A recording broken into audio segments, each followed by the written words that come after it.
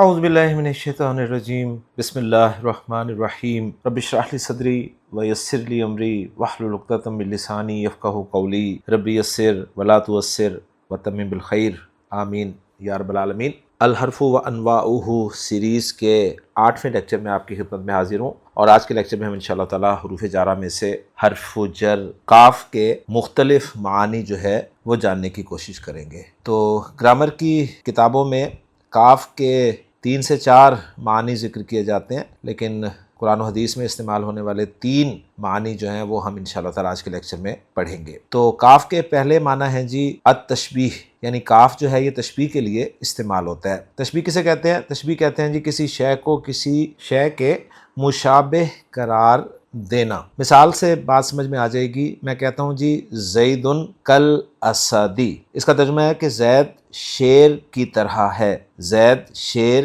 جیسا ہے، زید شیر کی مانند ہے۔ تو یہاں پہ میں زید کو تشبیہ دے رہا ہوں شیر کے ساتھ، اور جو حرف جر استعمال کر رہا ہوں وہ ہے کاف۔ جس کو تشبیہ دی جاتی ہے اسے مشبہ کہتے ہیں، اور جس کے ساتھ تشبیہ دی جاتی ہے اسے مشبہ بھی کہتے ہیں، اور ایک ہوتی ہے جی وجہ شبہ، جس کی وجہ سے تشبیہ دی جاتی ہے۔ تو اس ایگزامپل میں زید مشبہ ہے، الاسد مشبہ بھی ہے، کاف حرف تشبیہ ہے، اور وجہ تشبیہ جو ہے یا وجہ شبہ جو ہے وہ محذوف ہے، اور وہ ہے فی الشجاعتی، یعنی بہادری میں۔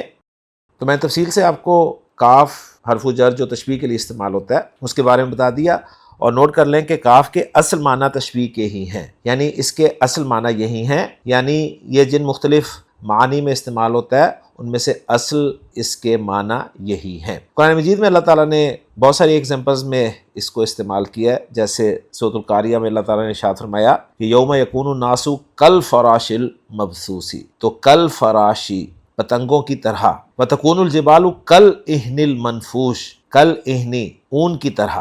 اللہ کے رسول صلی اللہ علیہ وسلم کی ایک حدیث ملتی ہے، بڑی پیاری حدیث ہے، میں چاہتا ہوں کہ وہ بھی آپ کے ساتھ شیئر کر دوں۔ اللہ کے رسول صلی اللہ علیہ وسلم نے ارشاد فرمایا کہ الدال علی الخیر کفاعلہ، خیر پر بھلائی پر رہنمائی کرنے والا، خیر کا یا بھلائی کا رستہ بتانے والا بھلائی کرنے والے ہی کی طرح ہے۔ تو فاعل پر جو ہے وہ کاف داخل ہوا ہے، الدال علی الخیر یعنی خیر پر دلالت کرنے والا، خیر پر رہنمائی کرنے والا، خیر کا رستہ دکھانے والا، کفاعلہ اس خیر کے کرنے والے جیسا ہے، اس خیر کے کرنے والے کی طرح ہے۔ تو پہلے معنی تھے جی کاف حرف جر کے کہ یہ تشبیہ کے لیے استعمال ہوتا ہے۔ اب کاف حرف جر دوسرے جن معنی میں استعمال ہوتا ہے جی وہ ہیں التعلیل۔ تعلیل کے معنی ہے وجہ بیان کرنا، علت بیان کرنا۔ قرآن مجید میں اللہ تعالیٰ نے ارشاد فرمایا وَاذْكُرُوهُ کما ہداکم، سورۃ البقرہ کی آیت ہے، وَاذْكُرُوا اور تم یاد کرو، تم ذکر کرو، ہو اس کا یعنی اللہ کا، کما ہداکم، تو یہ کاف حرف جر ہے جو ماں پر داخل ہوا ہے، اور یہاں پر کاف جو ہے یہ وجہ بتانے کے لیے، علت بیان کرنے کے لیے استعمال ہوا ہے۔ تو ترجمہ ہم کریں گے اس کا کہ اس کا ذکر کرو اس وجہ سے کہ اس نے تمہیں ہدایت دی۔ کاف کے تیسرے معنی جو ہم نے اس لیکچر میں پڑھنے ہیں وہ ہیں جی التوکید۔ تو حرف جر جب بھی تاکید کے لیے استعمال ہوتا ہے تو وہ زائد ہوتا ہے، ذہن میں رکھیے گا۔ تو کاف حرف جر یہ بھی تاکید کے معنی میں آتا ہے، اعراب میں زائد ہوتا ہے، معنی میں نہیں، معنی میں تاکید پیدا کرتا ہے، اور اس کی مثال قرآن مجید سے ہم لیتے ہیں جی سورۃ الشورى میں اللہ تعالیٰ نے ارشاد فرمایا لیس کمثلہ